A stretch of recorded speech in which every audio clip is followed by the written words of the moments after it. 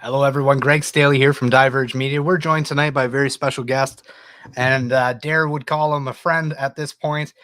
Royal Canadian Airforce veteran Chris Semchuck is joining us to talk about the liberation of the Netherlands. I believe it's always important on Remembrance Day, no matter what's going on, no matter how busy we are, to stop, take a moment, reflect on our history, because if we don't remember our history, we are doomed to repeat it. I strongly believe that. Thank you again for joining us. Share this out so that other people can get notified of this information. I believe it's going to be a good one. So let's not wait any longer and welcome Royal Canadian Air Force veteran Chris Semchuck. How you doing, Chris? Good. Thanks, Greg. It's a good Remembrance Day today. You've been a busy man today. You've been in Ottawa, was that correct? And yeah, yesterday I went to Ottawa to help out the Rebel and David Menzies deliver the Raise the Flags petition that they had on the go. Yeah, do you want to talk about that a little bit? I mean, the flags have been at half-mast for quite some time after the discovery of residential graves in Kamloops. Not to try to be controversial, but this isn't new information. We knew for a while, based on the reconciliation reports, that these things did occur. But normally on Remembrance Day, the flags go at half-mast to remember what had happened in the World Wars and all our other veterans who fought for the country. So what's your take on this, I guess? How does this affect you personally as a veteran yourself? How do you see the issue? Demoralizing, especially juxtaposed to the way we pull out of Afghanistan in September. It goes deep, it cuts deep. And like I said in the Rebel video with David, at least Trudeau humbled himself soon enough to make the decision to raise the flags this week and then leave them raised after Remembrance Day so that the act of remembrance is proper and actually means something. So yeah, thankful for that, at least. Small mercies. Silver lining, yeah. So talk us through kind of, it was a petition you were a part of with Rebel News as David Menzies. What was that about? Just give us a brief background for the audience. So it was one of the Rebel News, Rebel Media's campaigns to raise the flags. A petition. Their goal was 15,000 signatures, I believe, and they reached 10,000. And so I got invited with David to go present it at the PMO's office, and we did that yesterday. Even though the decision had been made to raise the flags, it's still important to send that signal to the PMO's office that there was 10,000 Canadians that signed a petition that care that it was ridiculous to have the flags at half-mast, half-staff for that long. All right, so now we're going to talk about the liberation of the Netherlands. Obviously, we have a long-standing relationship with the Netherlands, and rightfully so. When you discover it with a little more in-depth knowledge of what occurred during the World War and the liberation of the Netherlands, and how much the Canadian troops were, well, really, I don't want to say the cause of that. We'll let you walk us through kind of the history on it, but a huge amount of Canadian troops were there. Over 7,600 troops were lost in the battle to liberate Holland. And it was bad shape, as my understanding was, that the position the people of the Netherlands were in before the Canadians came in and liberated the country. They were bringing in food trucks as that process came about. People were starving. They were eating tulip bulbs just to stay alive. And I think that's a good launch point to kind of go a little bit into more detail, Chris. Oh, okay. I will, but I got a caveat to start this cast that it has been a long day. My mind, because of the emotional nature of this week as well, and the PTSD, my mind is, as far as facts and figures, I might have to look down. I can't remember things the way I always do. This discussion and my experiences are going to be because I was stationed. I was very fortunate in my whole career of where I went and what I did. And I've always been actively engaged when I was in the military to go and be involved and know the the places I served. So because when I was stationed in Germany for the 3 years, I got to participate in a lot of these ceremonies and acts of remembrance that the Dutch do over there, Apeldoorn, all these locations that we're going to mention here. I've been there. I've seen them. I've touched them. I've smelt them. I did the Nijmegen Marches in 2001, which the Nijmegen Marches is a 4-day march, big festival. I can't even remember how many years it is now. So even when I went over there in 2001 for that and just the experiences of how grateful and the gratitude and the remembrance and the way the Dutch cherish what Canada did for them, it's just so humbling for sure. Yeah, and you don't need to apologize, Chris. We understand. As best as we can understand, we understand it's a tough subject. It's an emotionally charged one, especially for someone like yourself who served and done tours. And you know, going to those places hits home different, I'm sure, and seeing and experiencing the history rather than just hearing about it. So no need to apologize at all. Yeah. So with that caveat, I mean, the biggest thing about the liberation of Holland is I'll kind of do a quick comparison of World War I. Vimy Ridge was Canada's, coming of age. The Canadian Corps, the 4 divisions, finally fought at Vimy Ridge in World War I as one Canadian Corps under General Currie, and General Currie fought for that. So that's why Vimy Ridge is so pivotal and still on our $20 bill, because it was a unifying of a nation and everybody fighting together. So I just want to juxtapose that to, in the liberation of the Netherlands, the 1st Canadian Army had the 2 corps of the Canada fighting together. The 1st Corps had also fought in Sicily and the liberation Operation Husky of Italy. So the liberation of Holland, now we had a whole Canadian army fighting together under Canadian command. At one point, the 1st Canadian Army, I'm just going to look down here, the strength of this army ranged from approximately 105,000 to 175,000 Canadian soldiers to anywhere from 200,000 to 450,000 when including soldiers of another nation, commanded by General Graham Creer. Now, that was one of the biggest, my understanding is one of the biggest or the biggest amassing of Canadian troops that had ever been done to that point. Yes.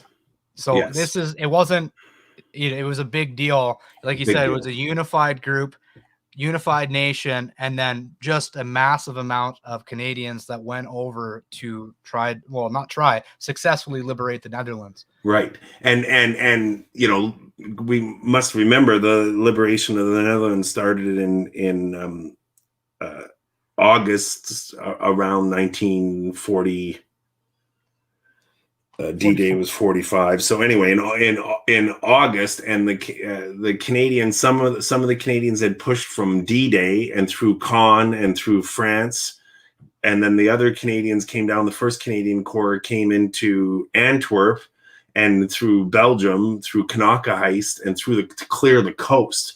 They ended up becoming known as the Water Rats, because the Canadians, if anybody knows their geography, Antwerp in Belgium and the estuary, and then going north from that into Rotterdam and that part of the Netherlands, it's all at sea level and it's all estuary and beach and all the dikes.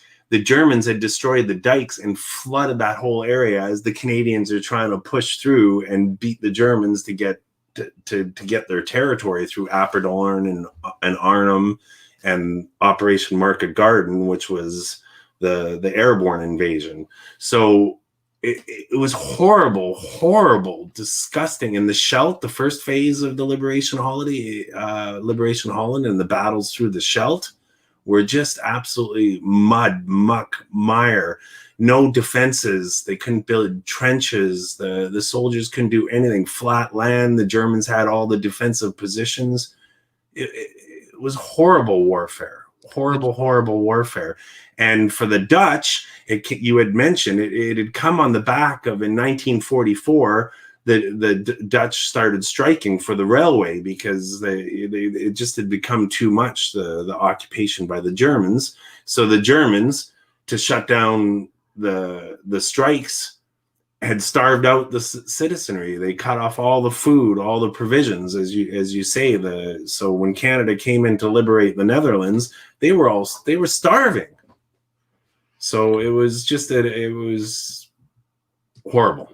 Yeah, the Germans were desperate at the time. The writing was kind of on the wall, and they knew what was coming, but they were ordered to fight to the last soldier. Yeah. And they intentionally flooded the dikes in the Netherlands to give them the advantage before the Allied soldiers came in. And so this was kind of the setting in which things were going on. So I think now is a good time. We'll introduce the first letter. This one's a letter from Holland, somebody who lived through what happened here. So we'll pull this up, and hopefully it doesn't look too terrible, but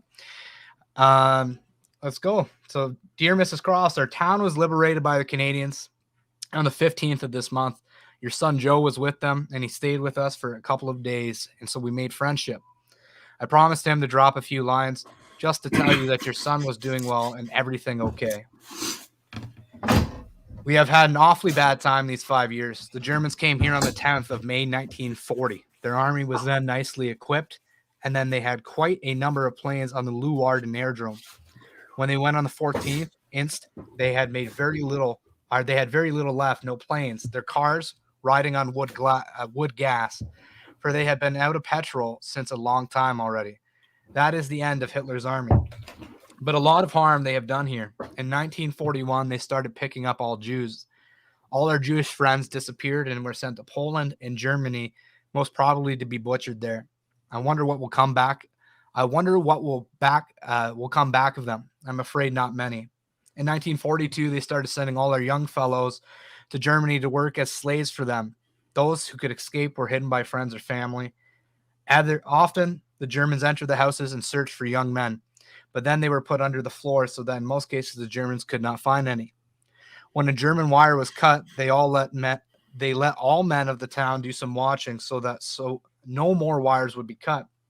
When a German was killed, they picked out a number of civilians, 10, 25, and in one case even 400, and shot them. You understand how glad we were when at the end of all of it was all up with them. And when the Canadians arrived, here we gave them a cheery welcome wherever they came. Now, perhaps you would like to know who we are. I shall introduce myself, the family. My wife, age 54, my eldest daughter, Wilhelmina, age 29, my second daughter, Ida, age 23, and myself, age 55. I've always been in business. My eldest daughter had done some bookkeeping in a dairy export firm, and my youngest is working with the police in this town. We gave Joe a photograph, and he will still have it on his arrival home. You will make acquaintance with our faces, too. Joe told us quite a lot about his family and showed us the photos he had got with him. So we have seen you, his sister, and brothers here already. There seems to be not so much fighting left now in Germany, and we therefore hope that the B Squadron will have no more engagements so that all boys will arrive safe and sound in Canada with their families. In our country, the war is not going easily. The Germans blow up every dike so that the country, which for a great part is under the level of water, is underwater now, quite inundated, and is very difficult to pass through. If it had been the enemy's country, the army might bomb the towns until every resistance would be over. But this being the country of a friendly nation, they cannot take to such measures. Anyhow, there will be an end to this in our country as well within a short while. We are glad to have had your son with us. It was only in the night that he was with us. In daytime, he had work to do, and he also took his meals with the boys. Well, I think it had been quite a long letter, but I dare say my wife and daughters will be glad to hear from you. So now and then, and myself as well, I send you our best greetings, and to everyone of Joe's family, and we sincerely hope that you will very soon be able to welcome your sons back in your family again. Our main, dear Mrs. Cross, sincerely yours, H. Van Hoolen. So that's a letter right out of the Netherlands, somebody who lived through it. I know that was a bit long to get through, but again, I think these are important historical moments to remember. That is a firsthand account of somebody who lived through it, giving you the firsthand experience of what it was like. So one of the things that was jarring for me about that, Chris, is, I mean, we know what Germany did with the Jews was heinous, but not just that. If a German was killed, they were rounding up civilians in the Netherlands, sometimes 10, sometimes 25, one time 400, this letter says, and shooting them as to make an example. So this is the Germany at the time that is occupying the Netherlands. Yeah, it's for sure jarring. It's for sure jarring. I mean, it was by any means necessary for the Germans to try to keep the Allies back at the end of the war, right? And during the war, the German tactics were, what they were. War is war. War is hell. And this woman thanking the Crofts for their son visit out of Leeuwarden. Leeuwarden, Netherlands is where their main air base is for their fighters still to this day. And anywhere you go around Leeuwarden or any of the bases or any of the Commonwealth War Grave cemeteries like Holton or Groesbeek, depending how you pronounce it, where Canadians are buried over there in the Netherlands. It's unbelievable, the remembrance and the cairns and the plaques and naming the streets after Canadians that got killed. You go through Apeldoorn, Netherlands, and every other street is named after a Canadian that was killed, or a Victoria Cross winner, a Canadian, etc. It's the Dutch do not forget. I was listening to a video talking about this and was of somebody who lived through it, and they said you have to experience the oppression to understand what liberation felt like. And that's why we don't forget. So they, to this day, still send, I think, 10,000 plus tulips. 100,000 a year. Is it 100,000? About, probably a lot. And they send them to our capital to be planted in remembrance of what was done for the liberation of the Netherlands. Right. So the royal family was the queen. I think it was queen. So the king now is the son of the queen that abdicated. She abdicated while I was in the Netherlands. I think it was 2013 to give the monarchy to her son while she's still alive. That queen was born in Canada and born in Ottawa because the royal family, when the Netherlands was invaded by Germany, they went to England, and then England became unsafe. So the Dutch royal family was housed in Canada. And the queen, the previous queen, the king's mom now, was born in Canada. My understanding is they gave like embassy status so that she could have dual citizenship at the hospital where she was born. They made special circumstance. I might be off on. Yeah, the idea is there. It's a weird international law in the way the Dutch treat citizenship versus Canada, and they did at the one of the hospitals in Ottawa some sort of a way of doing that. Yeah, so that she was pure Dutch, even though she was born in Canada, based on their laws. So there's the backing of the relationship. So we have the example coming out of the Netherlands of somebody who lived through it. So now we're going to go through a soldier's example. Just looking at the time here, Chris. Yeah. Canadian soldier's diary of what he experienced. Here's a couple of letters. These ones are a little bit shorter. And again, I think it's important. But on active service with the Canadian Forces, April 1945. We're in peat bog country where it's difficult to move army tanks. The farms here are occupied with machine guns, bazooka fire, slit trenches, and enemy occupants of the worst fanatical sort. I had a narrow escape, had to take some Jerry's to the rear of the line for safety. Almost got hit by a sniper. The sniper apparently took a pot shot at me, but a shot got one of the lads I was escorting. With his last breath, he forced out the words, "Hail Hitler." With great effort, he raised his hand and salute. It's scary. What an eternity to meet. Love, Gail. Keep in touch with the folks at home. So there's one more here we'll read. Okay, just on that one, before you read the next one, Greg, I just want to highlight one of my experiences when I was stationed in Germany. One of our professional development trips we did under the Geneva Convention. Any nation, if you after a war is over, you are still responsible for the war dead. Okay, so obviously there's unknown soldiers all over from World War II in the Netherlands, from German, Canadians, all different nations that died, maybe got buried in the the morass, they couldn't find the body, etc. So bodies keep getting exhumed. So when I went to this unit, the Dutch forensics unit, their military forensics unit that has to investigate if a body gets exhumed. I got to see this unit, and when I was there was a 14-year-old German medic on the table that they were in the process of identifying, and he would have died around the time of the liberation of Holland and Canada pushing through. And it relates to the fanaticism that soldier just talked about in his enemy that got shot. The Germans were sending he was 14, a they were medic. sending Boy Scouts. And it was the Hitler Youth. It was like, right. So it gives credence to Hitler's final orders of you will do whatever by any means necessary to keep them from the homeland. And the soldiers that were there fighting in the Netherlands against the Canadians were some of the best, because the Germans did acknowledge that the Canadians were the shiznits. Sorry, just the way you said that. Yeah, you're right. They were feared, and then rightfully so. Canadians had an air of badassery about them, and it's still something the Canadian military today takes pride in, despite the military equipment not being what it needs to be.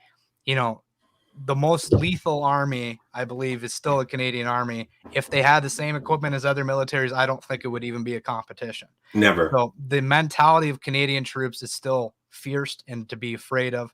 And it was especially so in World War II. Hitler acknowledged it, and hence why they took all the measures they did in trying to halt the liberation of the Netherlands. So we'll continue back to the letter here, and we'll try to get through a few of these. I might have to cut a little bit. This one I was reading earlier today, and it was a hard read. On active service, Canadian Forces, Germany, April 13th, 1945. Dear Jenny, a short while ago, we liberated a concentration camp, which from 1933 was rumored to be scene of the greatest Holocaust. Because so many prisoners had been moved, escaped, or killed, that by the time we got there, all we found were sick people and veterans of World War I, who were supervisors dressed in their old battle uniforms from World War I. Talk about that fanaticism again, literally having old World War I vets occupying the concentration camps. The prisoners all suffered from tuberculosis and other diseases I will not mention. There was a field nearby that had mounds. One foot stuck out, and I tried to run by my officer, but my officer checked me. Love, Gail. Yep. So here we are again. That's pretty tough to read, but I think we're going to close this up here. Canadians, what should be the takeaway from your standpoint on Remembrance Day as a veteran, Chris? And has these last, I don't want to pry too much if it's too much for you to answer. Like, what are these last 2 years under COVID been like? The restrictions on the gathering of the Remembrance Day ceremonies. Because I know we've talked about this off air, and I know where I sit on it, but what is it for you? And where do you kind of, what's the narrative in your mind, how you think about this?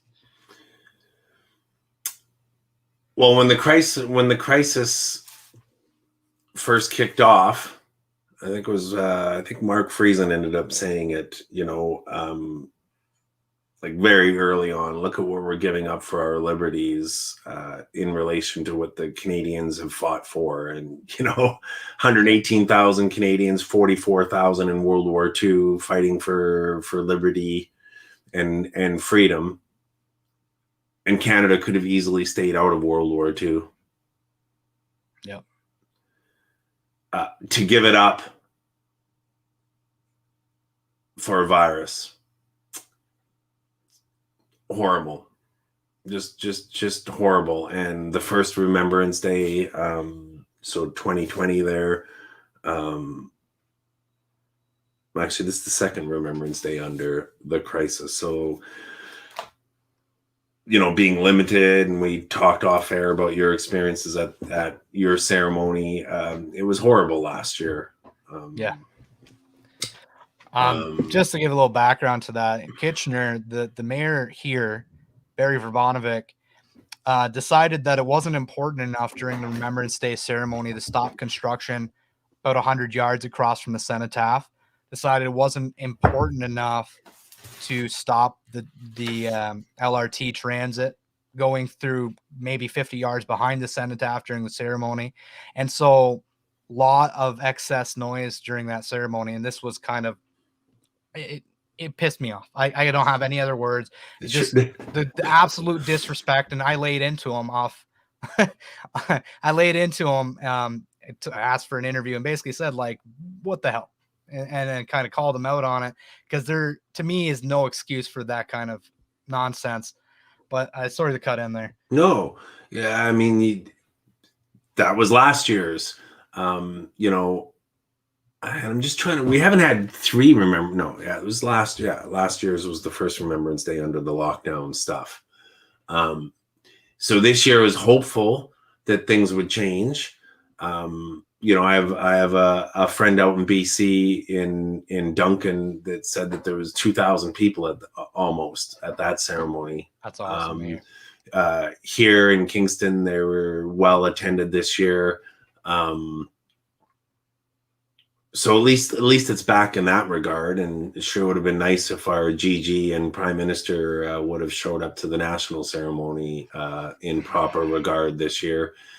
So that's a real kick. That's a real kick in the junk for sure to what Remembrance Day is, and the respect and humility that people should have.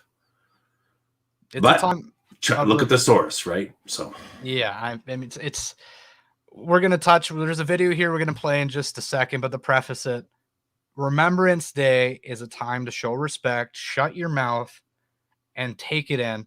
And you know, we shouldn't be shocked at this point at the absolute disrespect our Prime Minister has for troops when saying veterans are asking for more than they can give, and then turning around and fighting them in court, and the different things he's done, ethics violations. I mean, we could talk about all the shortcomings of this Prime Minister and make a full hour podcast, I'm sure, just on that topic alone. But to preface this, the moment of silence, I believe it was the moment of silence, was interrupted by the announcement of the Governor General, Maurice Simon. So they decided at the ceremony during the Remembrance Day moment of silence that they were going to announce the Governor General's arrival. So why is she late? That's the first question. Secondly, why are we interrupting the moment of silence to announce that? But we're going to play the video here. We'll get your reaction quick, and then we're going to close out, because I imagine this will be a hard one for you to watch, Chris. So I apologize in advance.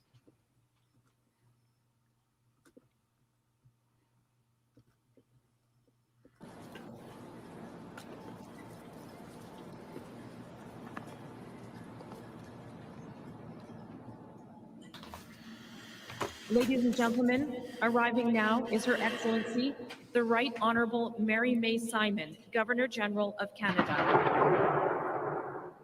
Mesdames et Messieurs, Son Excellence, la très honorable Mary May Simon, Gouverneur général du Canada.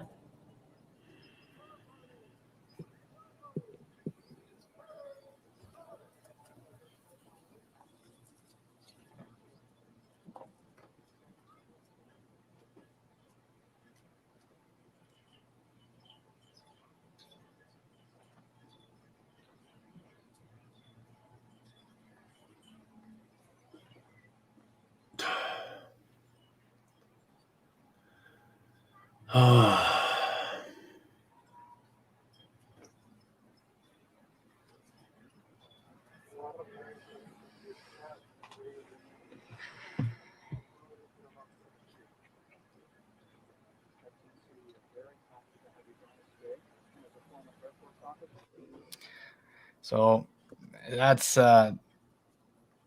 that's the governor. Well, and masks outside, like there's just so many layers, and it's just another was it intentional sort of conspiracy theorist question. I mean, ain't none, but it's like, really.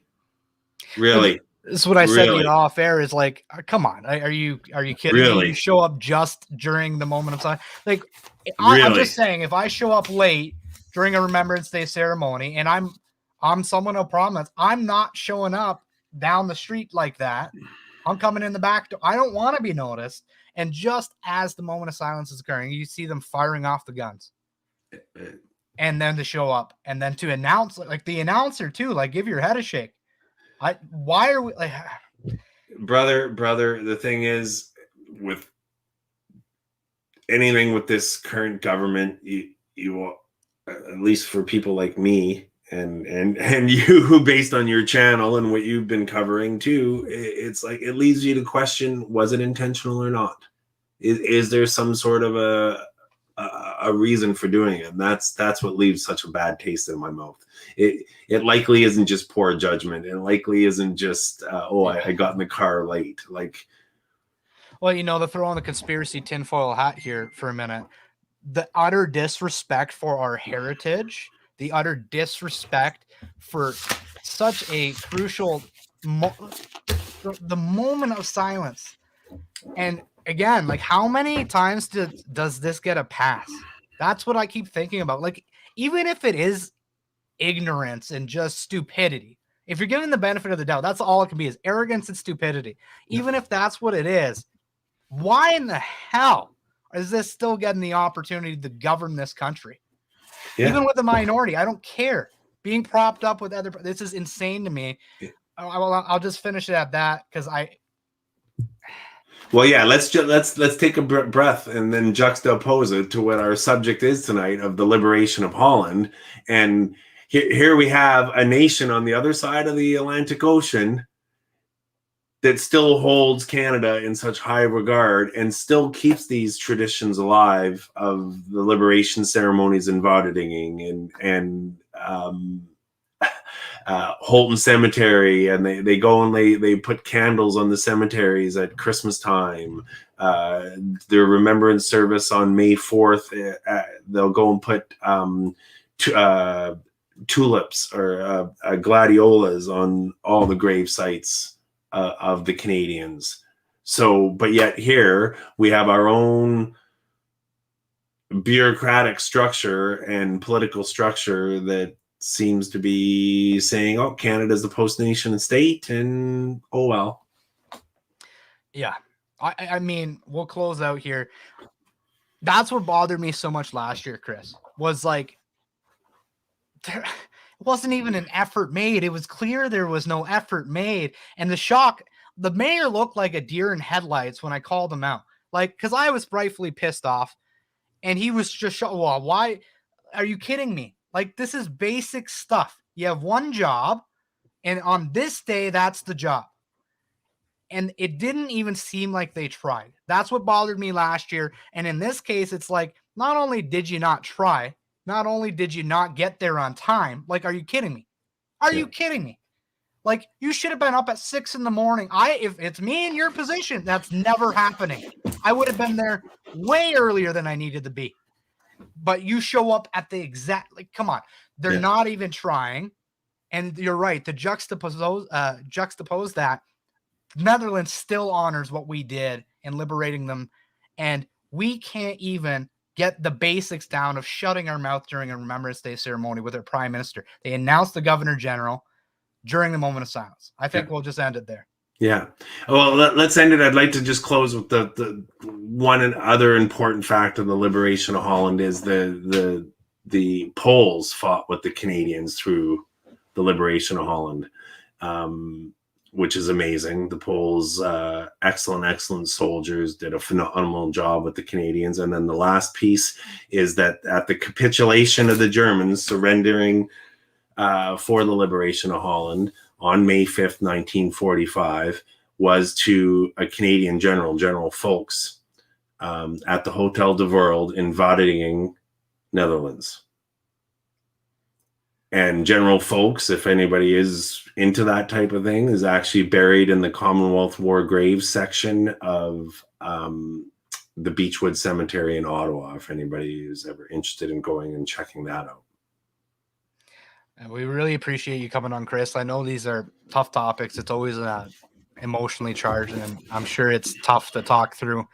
But again, it's Remembrance Day. Hopefully we should start making this a little bit more part of the channel every couple of months or something, go through a battle or some World War history, or you want to do that. Let's make it a regular content thing, man. We'll pop it in the schedule, and whatever works with you, I can fit it in for my life, because I really enjoy doing the best I can, trying to bring these experiences that I've been able to have to life and teach and keep the spirit alive, man. So thanks for having me. I really appreciate it. And yeah, we'll do this again. We'll talk off air, but I believe this is, especially now, is a good time to start remembering the past and remembering the sacrifices that were made and being reminded of our heritage and history. So thanks again, Chris Semchuck of the Royal Canadian Air Force, veteran, for joining us to talk of the liberation of the Netherlands. Thanks, Chris. Thank you, Greg. Good night, everybody. And just before you leave, Veterans Voice Veritas is still up and running. How can people find you there? And kind of plug what you're doing there with Veterans Voice. Okay, so I've got a YouTube channel, Veterans Voice, Chris Semchuck, just like my name spelt. It'll come up. I started it in 2019 election on September 11th when Trudeau dropped the writ in support of the PPC's veteran policy plank of their platform. That was the initial intent. And I just rather disengage from the political sphere in that kind of regard. And so it's transitioned now. I focus on history and heritage as best as I can. And I interview veterans that want to come on and speak about their issues or about what they're doing to deal with veterans affairs and recovery issues, etc. So check it out if you'd like. And I have a video there from this past May that I interviewed my friend Rob Van Leeuwen of the Royal Netherlands Air Force about Dutch Liberation Day and the ceremonies there on May 5th. So there's a video hung, and if you go, it's around May. Well, it was May 5th that I did it, and it's a pretty good 40-minute discussion with a Dutch Air Force member from the Netherlands. You've been doing great work there. There is some great interviews for those who want to check out your work. I highly recommend you do. Veterans Voice Veritas on YouTube. Find them there. Chris Semchuck, thank you. Thank you, everybody. God bless. All right, so we're just going to close out here. Again, check out Chris's channel, Veterans Voice Veritas. Like he said, talking to veterans on pressing issues in the veteran community. And we'll just close out. Just say thank you for joining us. And when we think about the liberation of the Netherlands, we need to remember this history, because I feel like there is an active force going to have us not remember the history and not honor it the same way that it used to be. At least this is the way it feels for me. Maybe others can relate, but it's concerning to me. We need to, as citizens, if the government's not going to uphold this history, it is the job of the citizens to uphold this history and remind and keep that heritage alive. So thank you, everybody, for joining. I'm Greg Staley of Diverge Media. You can go to divergemedia.ca, support us there if you can. We have merch. We take donations as well. But I would recommend on this Remembrance Day that you don't do that. I recommend going to the Legion's website and donating there if you can, to help out with all the great work that they do. Thank you, and we'll see you next time.